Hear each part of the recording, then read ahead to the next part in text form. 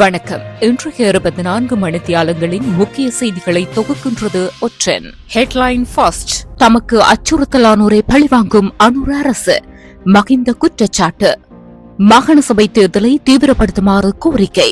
நாடாளுமன்ற உறுப்பினர்களுக்கான ஓய்வூதியம் நீக்கப்படும். அமைச்சர் நலிந்த ஜெயதிச தெரிவிப்பு. தங்க பிஸ்கட்டுகளுடன் கைதான விமான நிலைய தலைமை அதிகாரி. விபத்துக்குள்ளான தமிழரசு கட்சி நாடாளுமன்ற உறுப்பினர் அதிதீவிர சிகிச்சை பிரிவில் அனுமதி.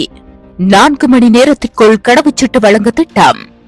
இலங்கையின் போலீஸ் நாயின் உதவியுடன் கைதான இந்திய கலைஞர். தொடர்ச்சியான செய்திகளை தெரிந்து கொள்ள ஒற்றன் யூடியூப் சேனலை சப்ஸ்கிரைப் செய்யுங்கள்.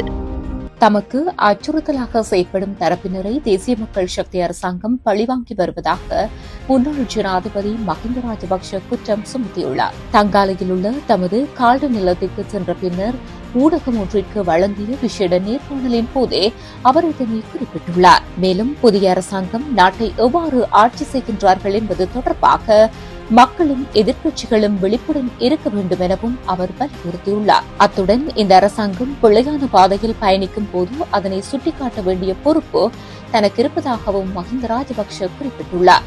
இந்த அரசாங்கத்திற்கு எதிராக உள்ள அனைவரும் சிறையில் அடைக்கப்படுவார்கள் என்பதை தான் முன்னதாகவே அறிந்திருந்ததாகவும் அவர் சுட்டிக்காட்டியுள்ளார். அத்துடன் விரைவில் நாட்டு அரசியலில் பாரிய சுழற்காற்று வீசக்கூடும் என முன்னாள் ஜனாதிபதி மஹிந்த ராஜபக்ஷ எச்சரிக்கை விடுத்துள்ளார்.